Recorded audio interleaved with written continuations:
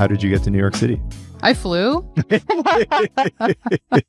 Actually, I remember. So I was telling you I listened to Mari's episode, and you asked that question, and I was like, "What's he gonna say?" Because it could be so like silly. I got here because I had started doing stand up, and I was living in New Zealand, and I had only been doing it for a couple of years there, but there was like not enough for me to do. I was in a small town. There was like 5 open mics a month. So it was just like no stage time at all where I was at. That was Dunedin. Yeah. Yeah. And so you just could hit the ceiling really fast. And it wasn't, to me, I'm like, it's not a real ceiling either, because I'm inexperienced. I like barely knew what I was doing. But I was doing like festivals. I was being given like 30 minutes of stage time on shows. Like barely into comedy. Really terrible. I don't know what I was saying for 30 minutes when I just started. It's crazy. And I felt like I couldn't perform enough over there. And so I was like, I got to move to New York. I know a little bit about the story, but how the hell did you end up in New Zealand? Yeah. So I before I did comedy, I wanted to be a professor. I was studying psychology in undergrad, and I loved it. And I started like working with my undergraduate professor.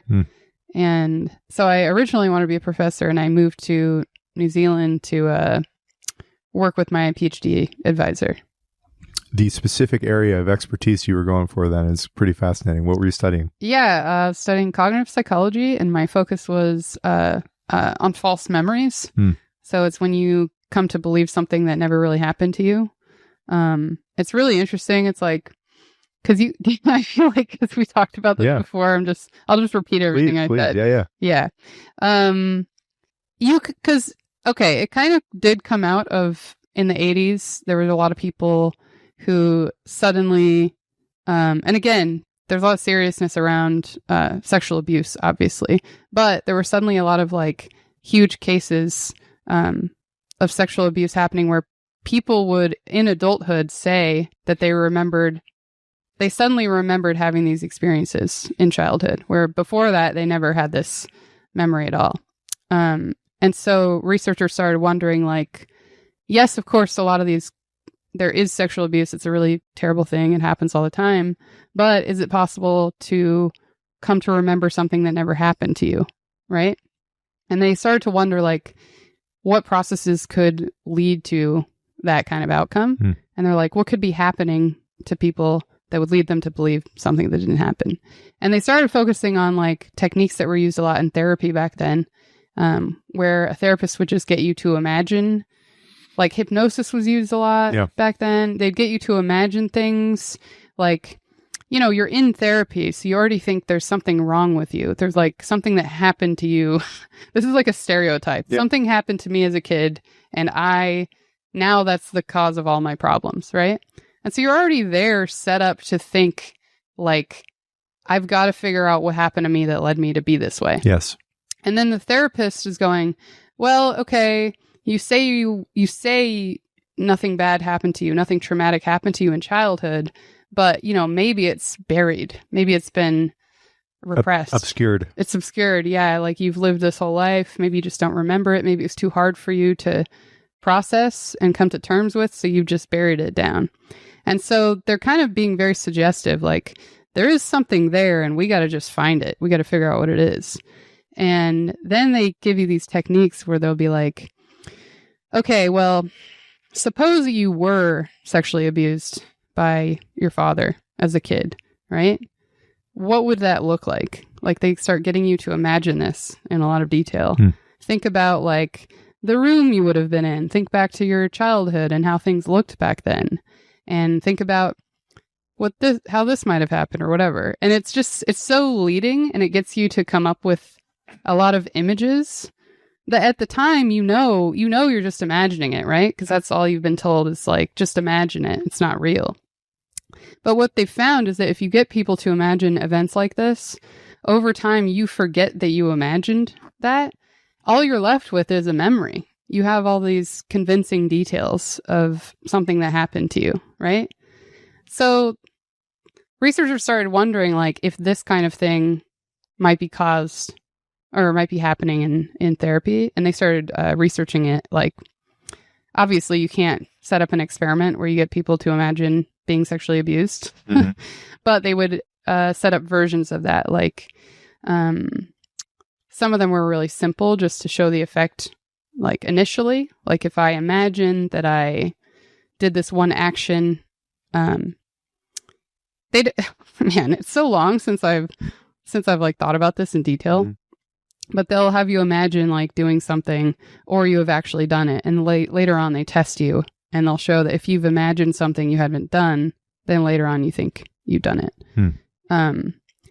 But then, the argument was like, well, you're having people imagine simple tasks like cutting a piece of paper. Like, that's not the same thing as burying a traumatic memory that you can't deal with, right?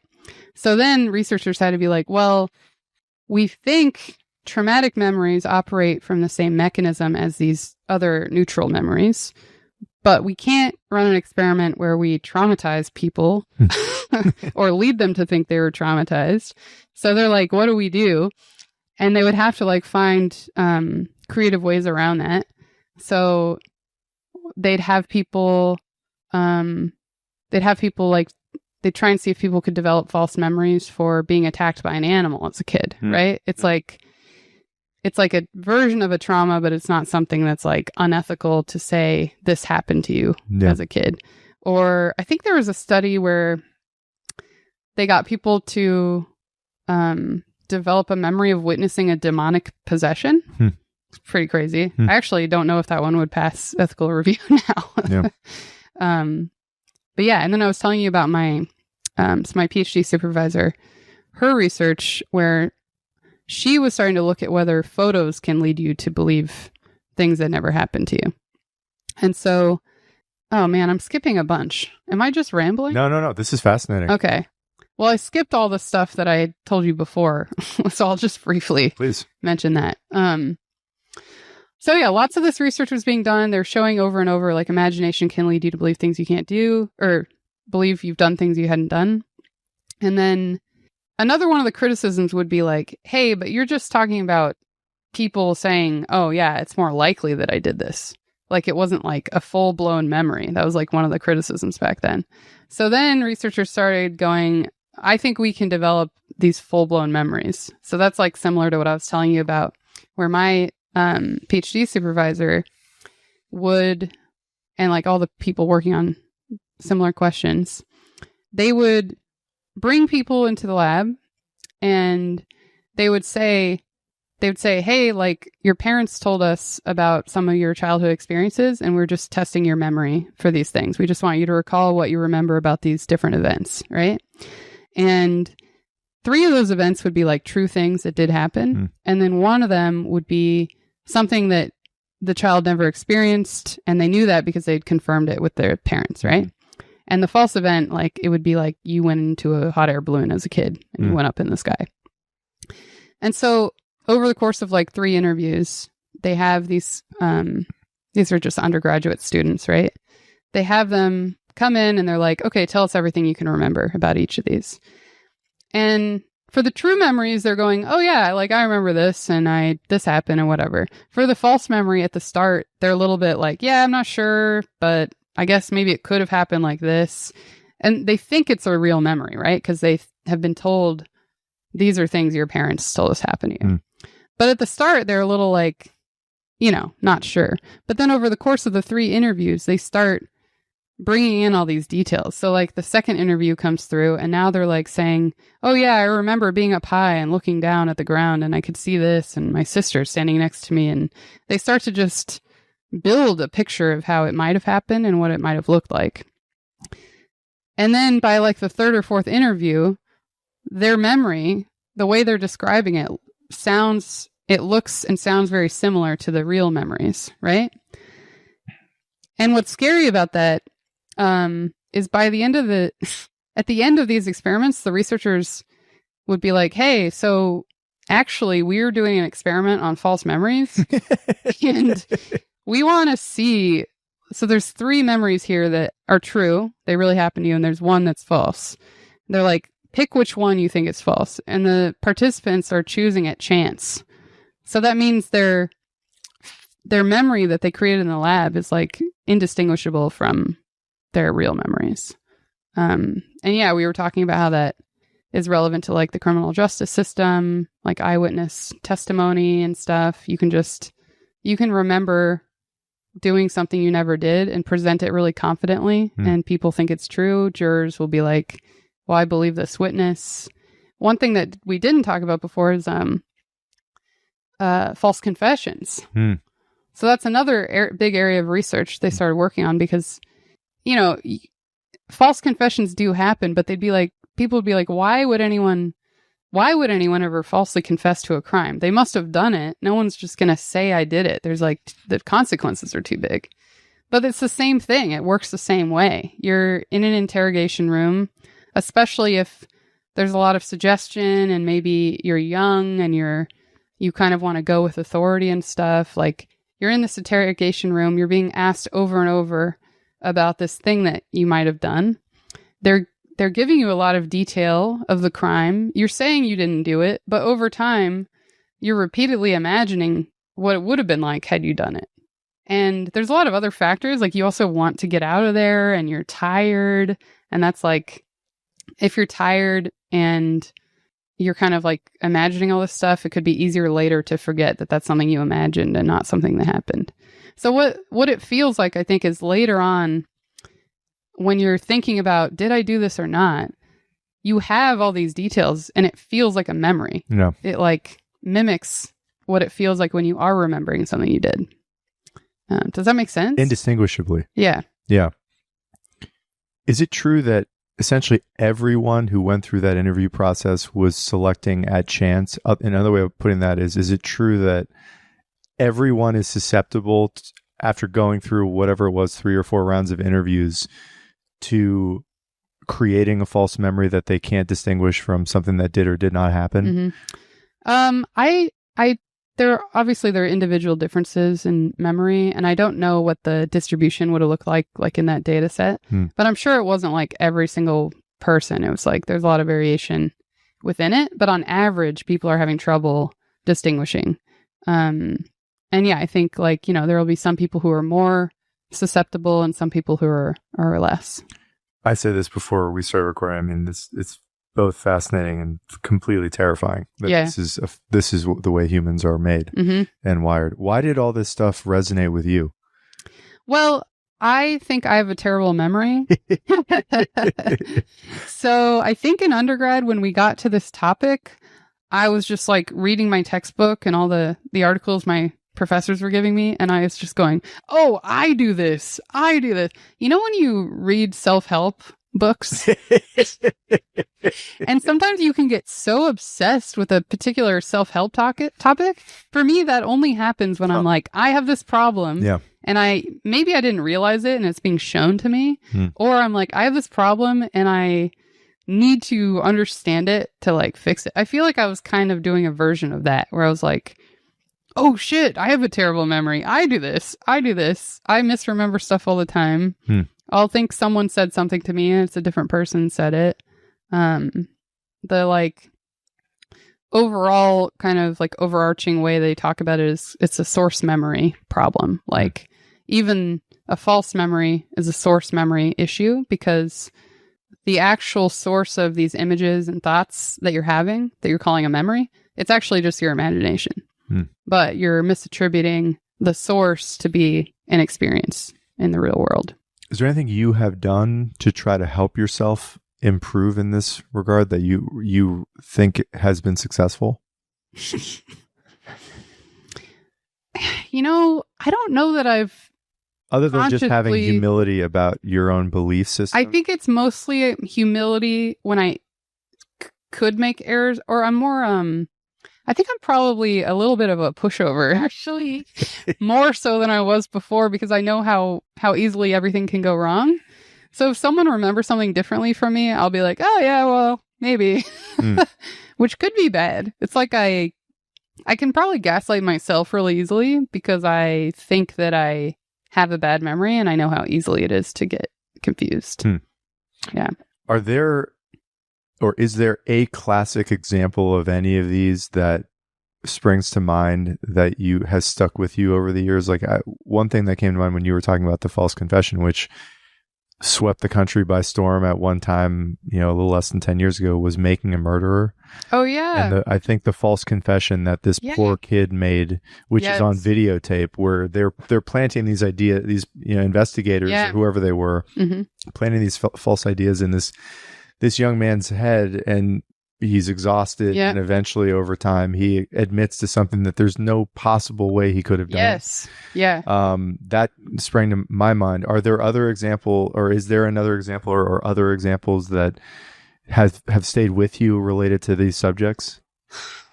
Well, there's that. I actually, a lot of these true crime shows, I feel like there's always an element of something, or there's a piece of it that I'm like, that could be explained by someone's memory being contaminated. There's some fuckery going on. Yeah. There's nothing really in terms of false confessions. When I was thinking about it before, I was actually just remembering a true video of a child that I saw being interrogated. This is like during a class, like, in college or whatever, but they have these materials from the Innocence Project where they can say, like, here's what happened to this kid.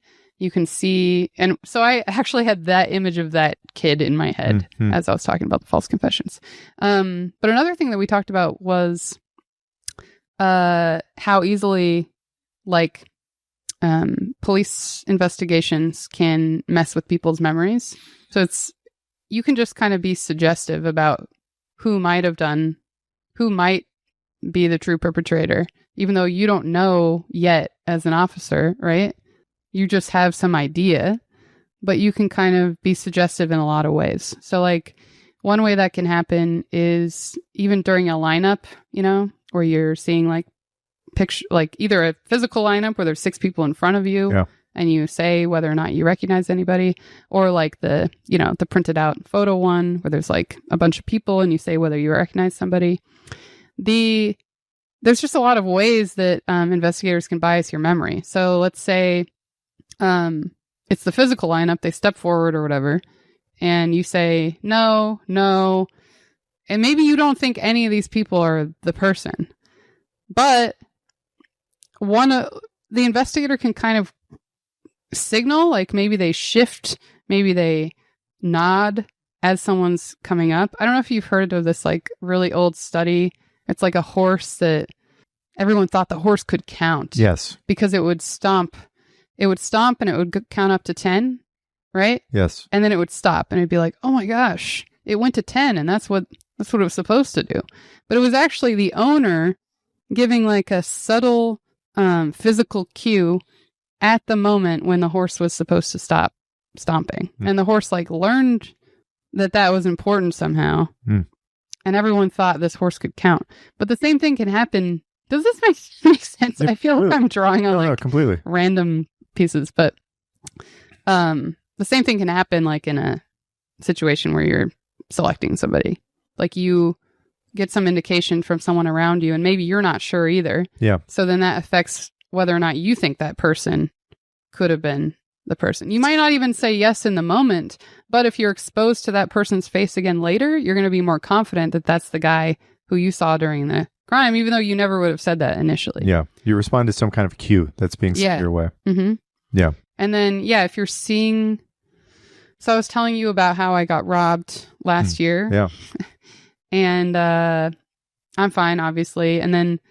But some of this stuff was happening during the investigation. Like, if I see a face of someone they think that they're calling the suspect, they think that's the perpetrator. If I see the face of that person, it's going to prime me to think that person did it. So maybe next time I see that person, if I'm asked to identify who robbed me, I'm going to be more likely to pick that guy whose face I've already seen, right? But it has nothing to do with the actual experience. It's just that the police got all excited because they got a guy they think might be him, and they show you a picture. This is what happened. The police investigator, she sent me a text of the picture of the suspect after I told her I couldn't identify anybody. And so now I have to be like careful, like not to let that make me think I know who was there. That kid's face is now in my memory of being robbed, even though I know his face wasn't there before. That's scary, right? And you're the one in 10,000 people who would have that level of caution. Because I think most people would just fall for that. Yeah. And so when I think of the robbery and I think of that kid's face, I have to blank it out myself to not really. I mean, obviously I wouldn't act on it because I know too much about how I was influenced. But yeah. I don't know if there's a specific cognitive bias that is clearly the one that's applicable in circumstances like this, but like in the Kahneman-Tversky world, that seems like anchoring to some degree. I don't know if that behavioral economics is a part of what definitely you guys study, but it seems like that might be part of it, of just you're basically like anchoring somebody's perspective on who it could be. Yeah. And thereafter just massively biasing their perspective. Yeah, big time. So the suggestion is huge. I would call that a form of anchoring as well. And then Kahneman and Tversky, they were big on the availability heuristic, right? Yeah. And that's similar to, repetition can make something come to mind more quickly and more easily. If I've imagined this over and over, those details come to mind more easily. They're more available. And we tend to associate availability and the ease of processing information and bringing thoughts to mind as like truth. Yes. And that's actually the research I was doing. I mean, a lot of it there'd been so much conducted already showing that this happens. Repetition, availability, ease of imagination, feels like truth. It feels like reality. It feels positive as well.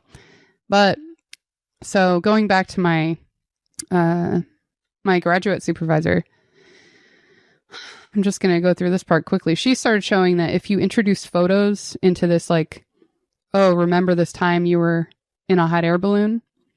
If you introduce photos into that experiment, people are like way, way more likely to develop a false memory because you've made it easy for them to piece together how it could look. And at first they did like doctored photos. So it's a picture of you from childhood in a hot air balloon, right? It's like really easy to imagine. It's very convincing. It's suggestive, right? But then they tried to pull away. They're like, what if we don't make it suggestive? We just put a picture of a hot air balloon there, right? I don't think this was the exact study, but it was the same idea. Yeah. Like a picture of something related. It doesn't show it happening. It doesn't suggest anything. It just helps you imagine in more detail what things might look like and feel like. And they found that also, I think they may have even found that was more effective. I can't remember, so I don't want to say for sure. But I remember there was something surprising about that result. And I think it's because it was more effective than the doctored photo. I actually have to check if that's true. Yeah. But I remember someone being like, or like the idea around why these related but not suggestive photos might have worked is because they don't constrain you, right? They maybe allow you to run wild with how it would have been for you and to bring in your own details. Yeah. But yeah, don't quote me on that because I don't fully remember. There it is. There it goes. My terrible memory for memory studies. But anyway, so she was doing this work showing photos affect your memory. And then when I joined her lab, we started looking into whether photos can kind of have an immediate effect on you. Because these studies she was doing, they're all happening over time. They're really like heavy-handed. Like they require a lot of imagination, right? But we know from the availability heuristic that if in the moment, if something feels easier, you associate it with truth and reality. So we were like, a photo should be able to do that the moment you consider whether the event might have happened. So it should happen within seconds if this availability type of process has anything to do with it. And that's how we thought the photos were working. So we set up these really bizarre experiments where we had people come into the lab and like the first phase would be like, okay, you're at a zoo, right? This is all on a computer. But we'd have them do actions at the zoo where it would be like, you need to give food to this animal. And sometimes they'd give food to the animal and sometimes they wouldn't. And it's a really weird experiment, but I'll tell you the reason we did everything. So it's give food or don't give food, right? So it's like there's an action you did or something you didn't do. Mm-hmm. And they're just seeing the names of these animals. Okay. And they're animals you're not that familiar with, too. It'll be like shoebill. Do you know what a shoebill is? No. It's a type of bird. It's like huge. It has this like really big, almost looks like a shoehorn beak, actually. But so we're creating a situation where it's hard to remember what you did and didn't do because there's no real imagery. You kind of have to do this artificially in experiments sometimes to like find the to like isolate the effect, you know? So we're creating this situation where it's hard to remember what happened because you can't really, there wasn't a lot of things to hold on to at the time. Then we'd have them do like a little filler task. And then like 10 minutes later, we test them on which animals they gave food to and which ones they didn't give food to, right? At the test, though, now sometimes the animal names appear with a photo of the animal. So now it's shoebill and you can see this like huge bird, right, with a beak. And sometimes the animal names don't appear with a photo. And what we found is that people more often said they fed the shoebill if it appeared with a photo of a shoebill compared to if it appeared alone. So again, like the photo doesn't tell you anything about what happened previously, right? You never even saw. That's the other thing. If you had seen a photo before, that could be an explanation for why you said yes later. But because that's removed, all we're showing is like the photo leads you to believe you did something you didn't do, even though the details in the photo have nothing to do with your experience, right? And we showed that kind of thing over and over and with different like setups, different contexts, just to make sure it wasn't like something about this crazy zoo setup that we came up with. Honestly, looking back on that experiment, I'm like, I don't know why we made it so complicated. There were like lots of existing paradigms that we could have used in the memory literature that I don't know why we ignored, but we decided we had to do it in this like zoo context. But they've replicated them since in the other like normal paradigms. Why did you leave that world? Oh yeah, great question. Now we're getting into it. Did I even mention in the beginning that I do stand-up? Okay, so sounds like hilarious work. So yeah. I mean, it kind of is hilarious. And for some reason, in my PhD, in my thesis, when I'm like writing up this zoo study, right? It's so embarrassing. You know, you in the beginning, you're trying to like make it like broadly interesting, and that's kind of hard to do sometimes when you're like deep in the weeds of science.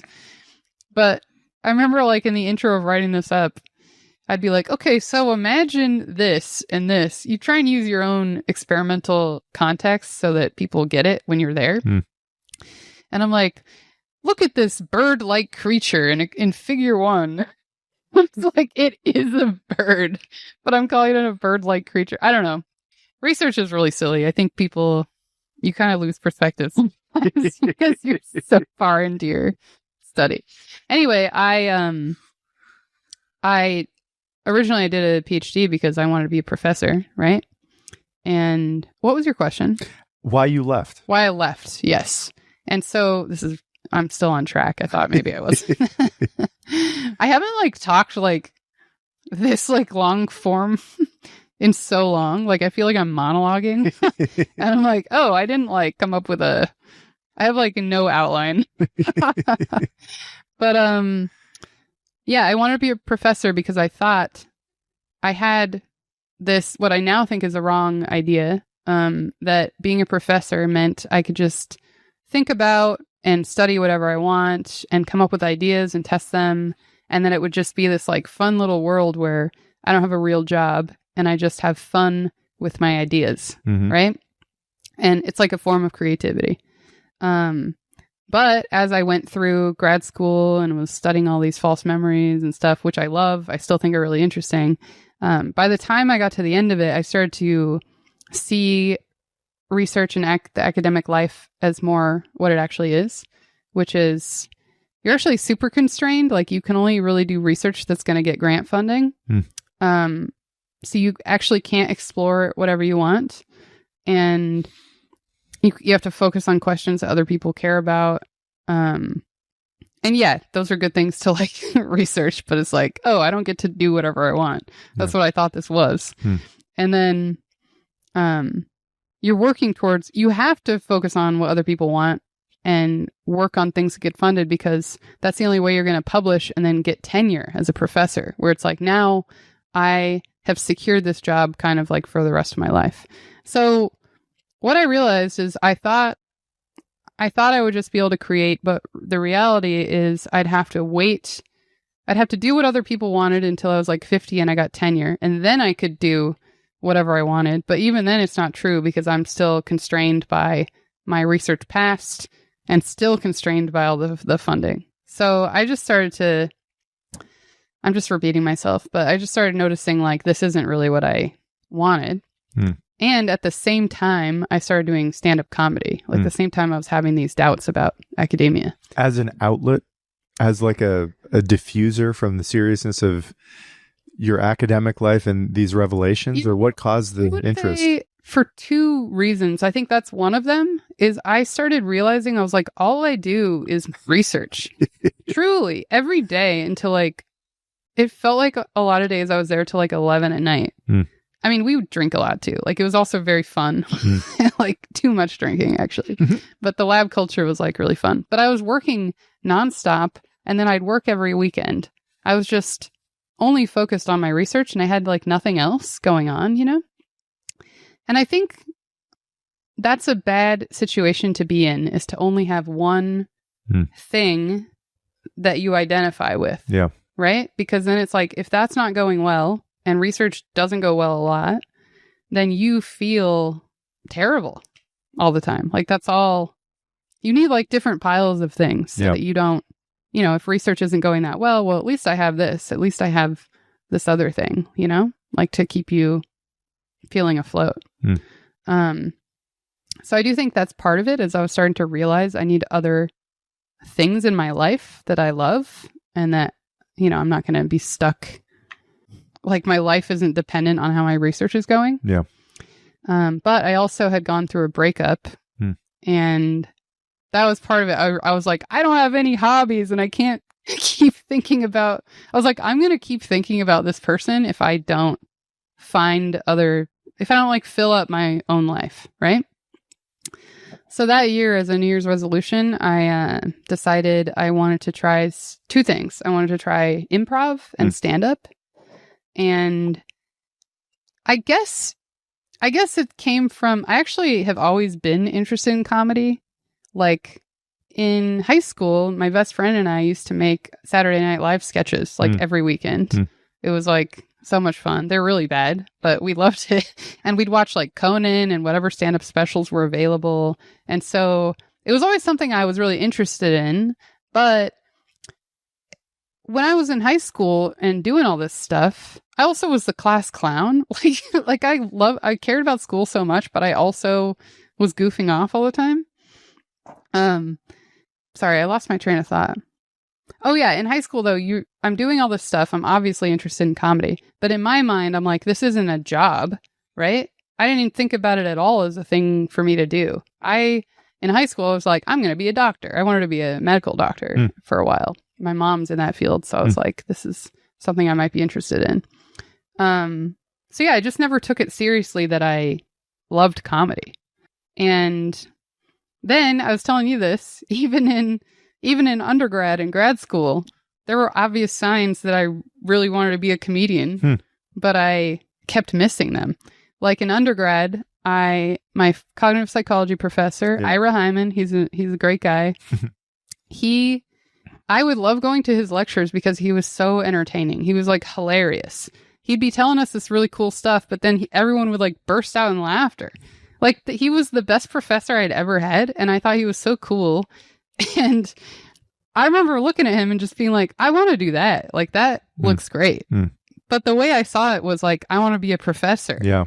Not, which is obvious now, that I wanted to be in entertainment. So I started working with him and doing research, and that's how I got into the false memory stuff. And then I was planning on doing my PhD, and I was looking for graduate supervisors. And we had gone to a conference, right? You go to these research conferences and everyone shares. And the keynote speaker, her name's Marianne Gary. She ended up being my graduate supervisor. She was funny. She she was just great. And I remember looking over at my undergrad professor and being like, hey, I want to work with her. And so I think I did the same thing twice in a row where I was like, this is what I want to be. And both times it was clear I wanted to be a comedian. But I kept being like, yeah, professor.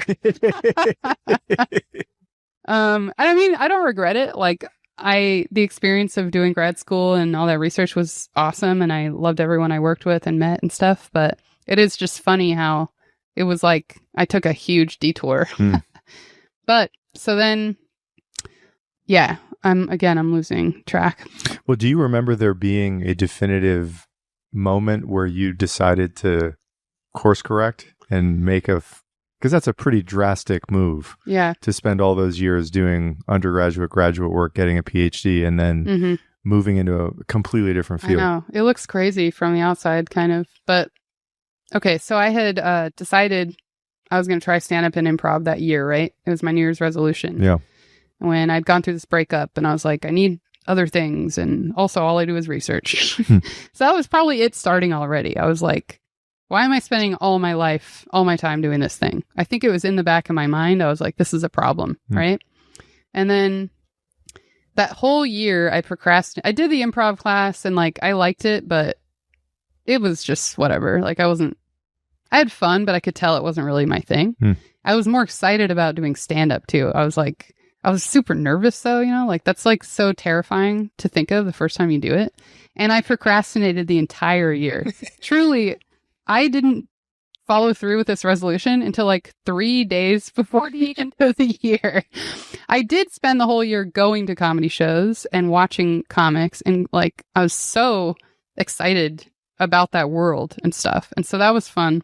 But yeah, I was terrified to do it. And then the end of that last week of the year, I finally performed at an open mic, and I didn't expect anything really. I was like, I'm just going to do this because I said I was going to do it, and I think it'd be fun to try.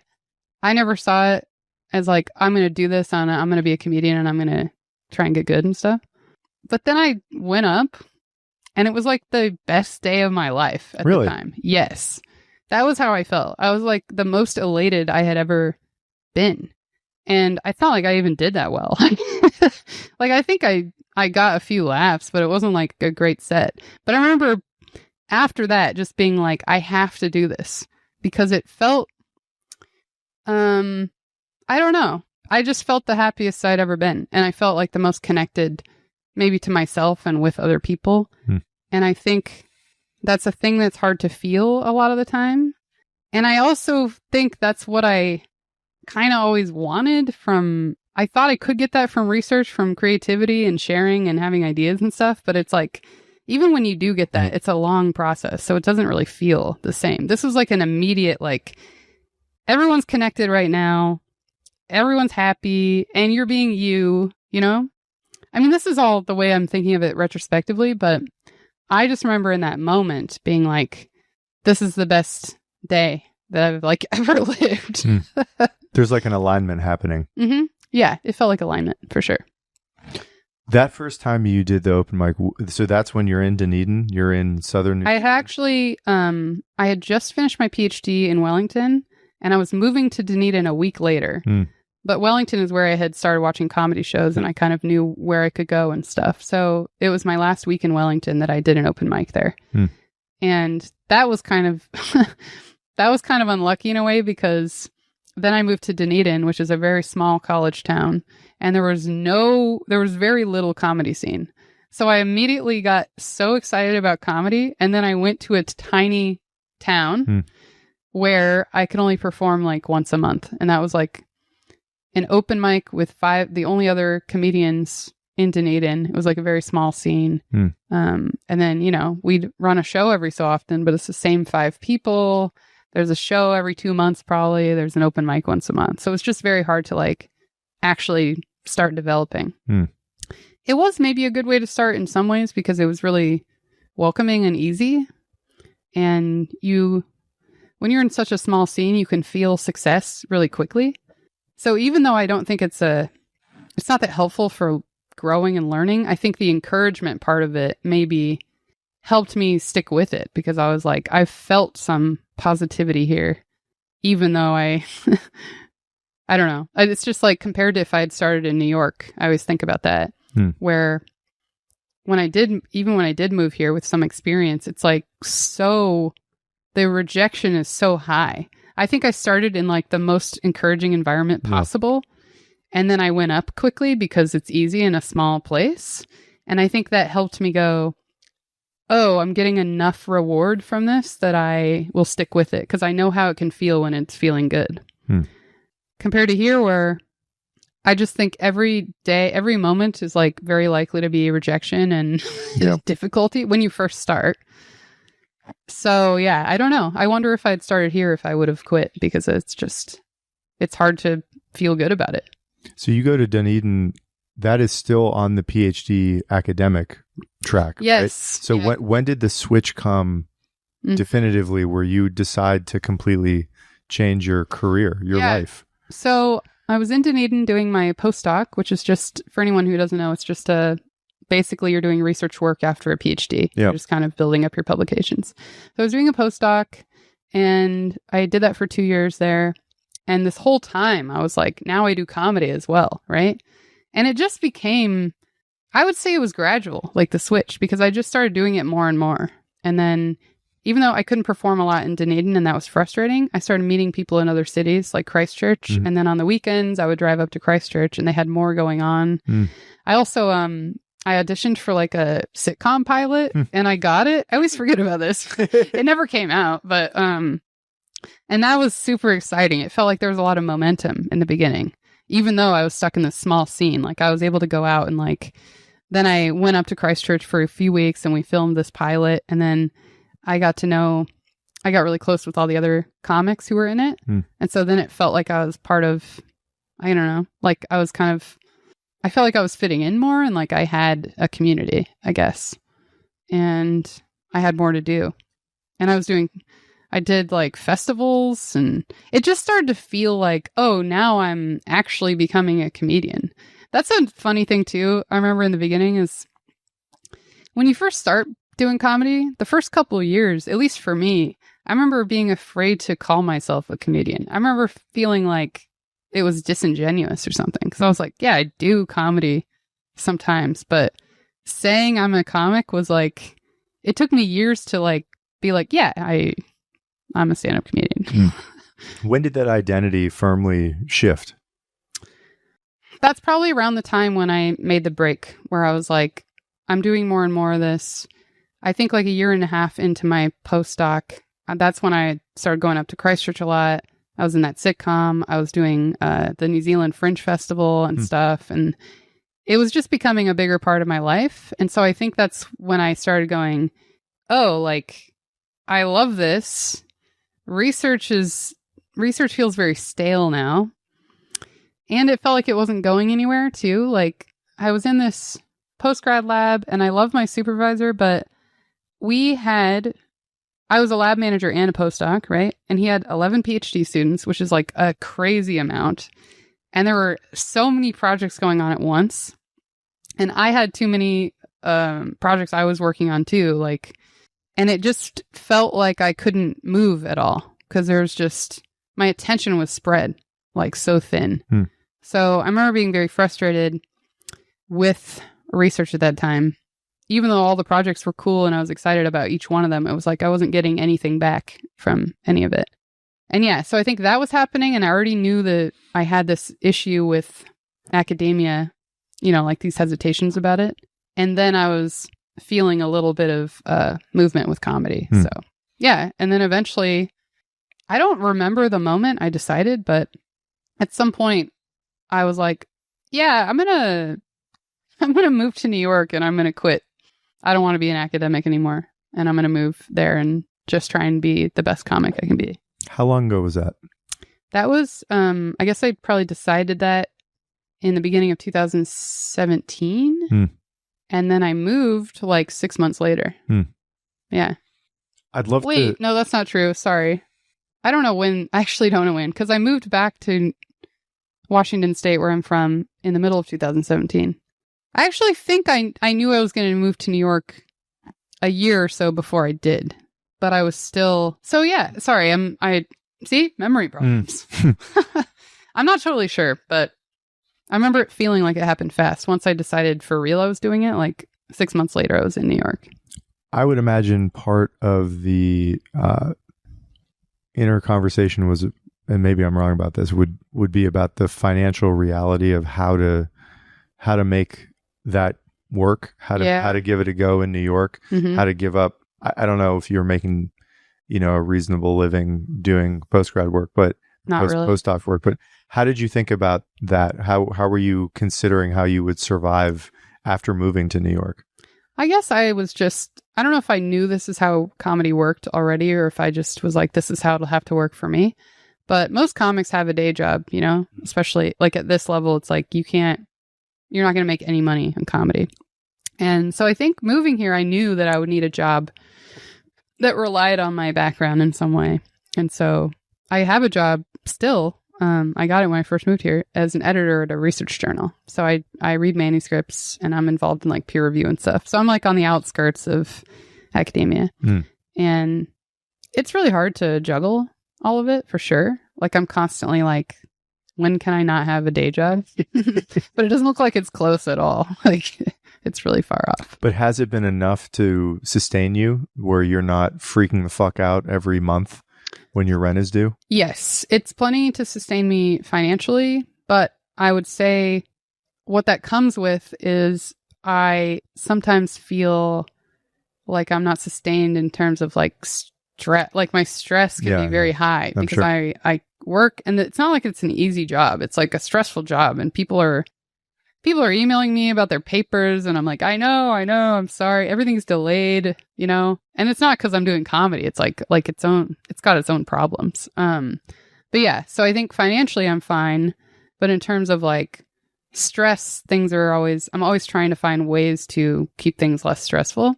That's something I'm always weighing up too, is I would love to quit my job and have something that's like easier, or not have a job that's that regular, but then it's like the financial stress. I feel like I'm going to be in the same situation, but for different reasons. I'm either going to be stressed because I am working all the time, or I'm going to be stressed because I have no money. So it's like, which one do I pick? Yeah. And I've been doing this one for a while, so I'll just probably keep going. Tell me about moving here. When, I don't know how much you clearly remember about the first, few months, but like, did you have connections here? How did you begin to get gigs? What happened? I didn't have any comedy connections, no. I did a comedy class when I first moved here, maybe a few months in. And so that's just, I did it partly because I was like so excited about writing and stuff. And I was like, let me do this class. But I also thought it'd be a good way to meet people. And it really was. Like, it helped me feel like I had people to go to open mics with if I wanted to. And like people who cared about this in the same way. And I think that's especially helpful for like a woman starting out in comedy, because as you probably know, it's like the proportion of women is so low, especially in the beginning, I would say. Like, if I didn't have this community from my comedy class, I think I would have shown up to open mics and felt like I can't talk to anyone here. It's a bunch of, not that I can't talk to men, but it felt like a boys club. And so it's different than feeling like you already have connections with people and going to a place like that. There's like at least one person there supporting you. And open mics, I don't know, you've probably talked to other comics about how terrible they are. Yeah. They're really just like the saddest place in the world. They can be. Yeah. There are some that are better, but yeah, my first few months, it's like, I took that class, but I was also doing open mics a lot.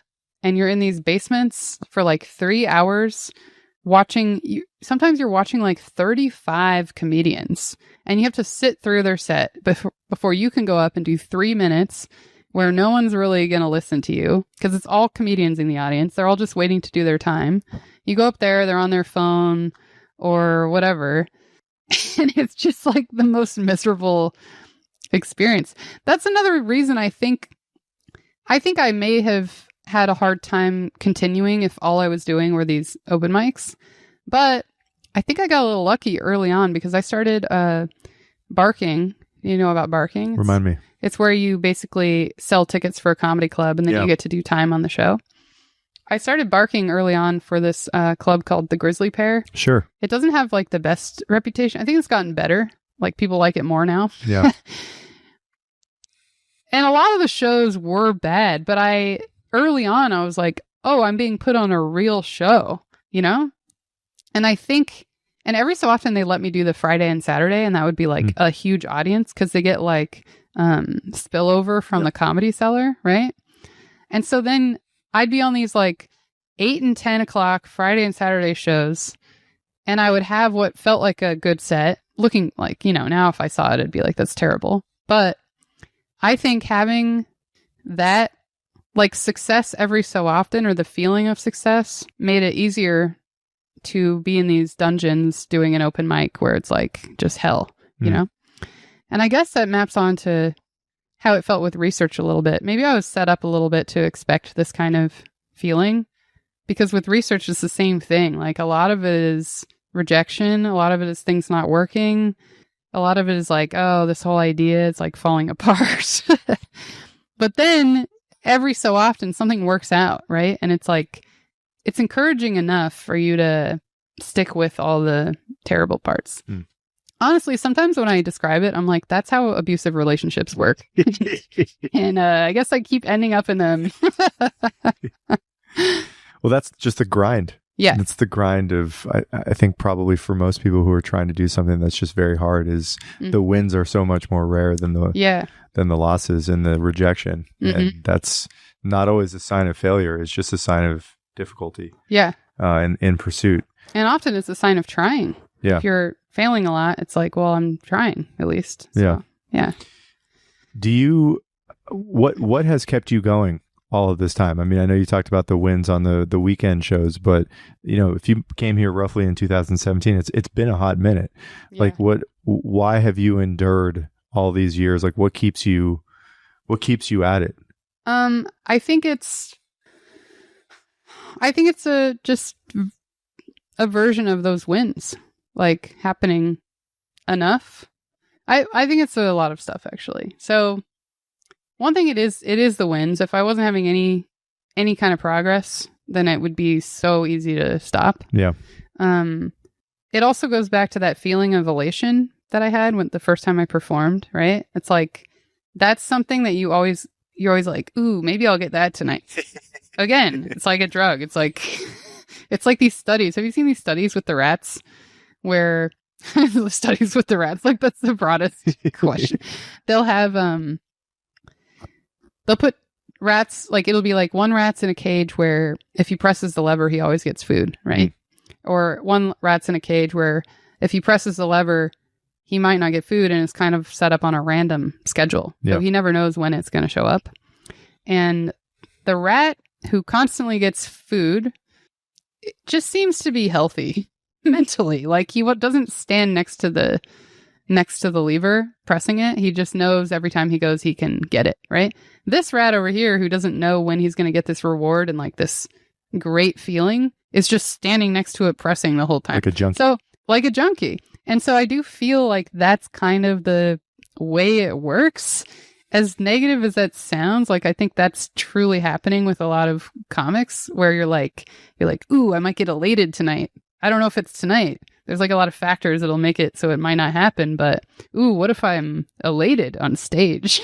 Well, I think it's the surprise. That's a lot of life. Yeah. Why do people get addicted to gambling or going to sporting events? If they knew in advance the outcome, they wouldn't pay the money to go. Yeah, true. It's the surprise. Mm-hmm, totally. What do you like to talk about? I mean, you have such a broad background, or at least you have a different background than I think most comedians do. Yeah. Have there been subjects that consistently you have felt called to talk about and to make fun of or to make light of? What's the subject range you like to address? You know, it's so funny. Like I talked so much about my academic background and false memories, but I actually have not written a single joke about that. I plan to, but it just hasn't really hit me yet to be like, oh yeah, it's time to talk about this. I wonder if it's part of it is because I feel like I'm still in it a little bit because I have this job where I'm reading papers and like, you know, maybe I'm not excited because it's like I need to be further away from it or something. But what I do talk about, I wouldn't say there's any like specific topic. I'm not like, oh, I do political stuff or anything like that. If anything, I barely do political stuff. But I think most of my content is me making fun of myself. Like me making fun of times I'm really misguided or delusional. And I guess, yeah, maybe that like loosely relates to false memories. Like me, times I'm like confused or like socially unaware or whatever, you know? And a lot of it is just that. And that's my favorite.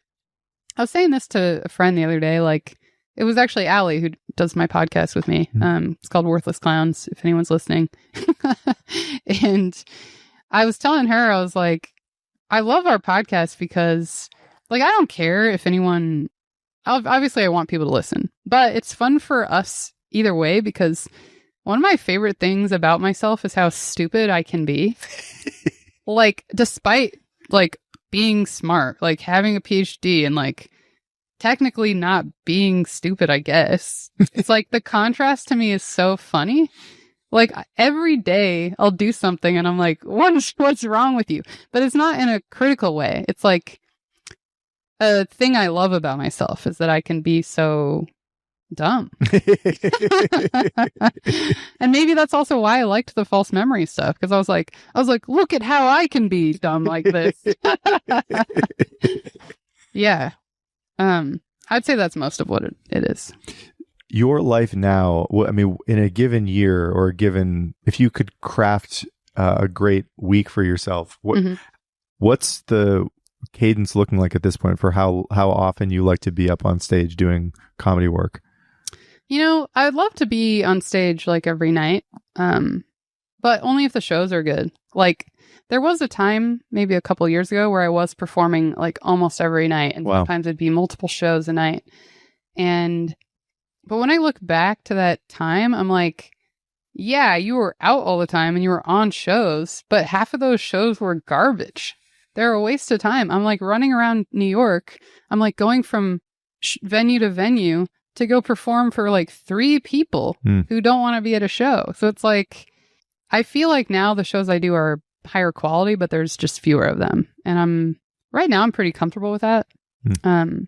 I think the other thing too is I've just gotten older and I'm like, I just can't be out every night. Like, I have this job and I'm exhausted all the time. Like, it's just not realistic for me to try and go to 2 venues after work and be up until like 12:30 and then come home and try and like be serious the next day, you know?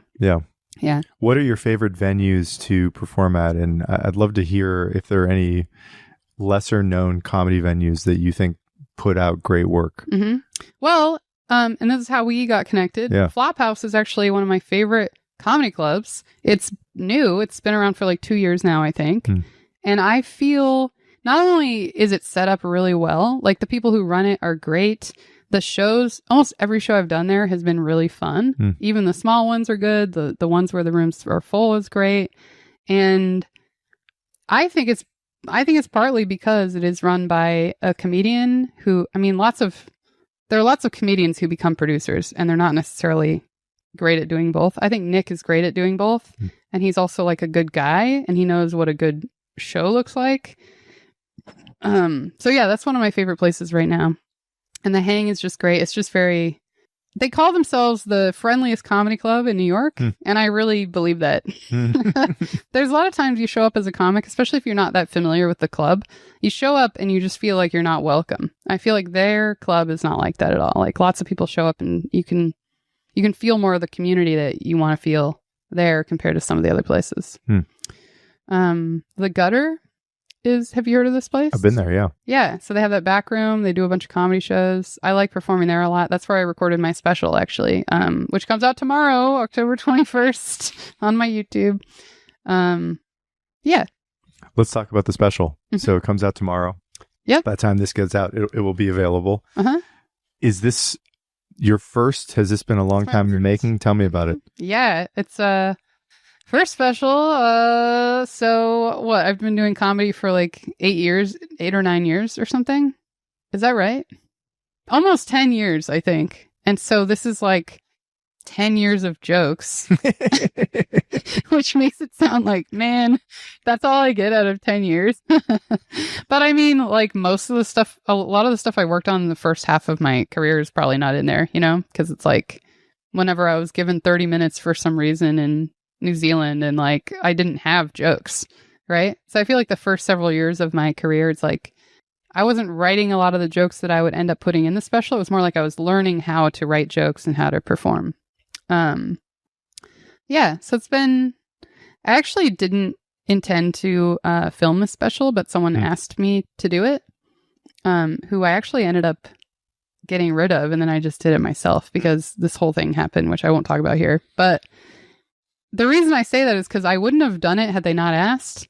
And it's just funny because then, even though they're no longer involved, I was like, well, I'm doing it now. Because I thought for like months, I was like, I guess I'm filming a special. And I was like preparing. I was doing a lot of shows and trying to figure out the structure. So by the time I was like, it's not working out with this person, I was like, I'm already on my way. So I have to do this. But yeah, I don't know if I probably would have waited another couple of years otherwise. Last question I would love to ask you, and I like to close with this. And I know you've been doing comedy, as you said, for almost a decade. When you think of the word success as it applies to your craft and your work, how do you think about that word? What does it mean to you? As you look into your future, especially. Yeah. I guess, well, I'll answer this in two ways. Yeah. The first way is this is a way I try to think about success that I often forget. Like, I think the most healthy way for me to think about success is to compare myself to my previous self, right? And I think that's like a kind of a well-known, like, this is how you shouldn't compare yourself to others so much because it doesn't help you that much unless you're using them for like inspiration, right? So when I find myself doing that, which is very easy to do in comedy, you'll see someone like kind of like blow up and you're like, oh man, like she was just like me, like 4 months ago, like why couldn't that be me? It's like none of those thoughts are helpful. That's all just like unproductive, right? And so whenever I notice myself doing that, I really try to be like, yeah, but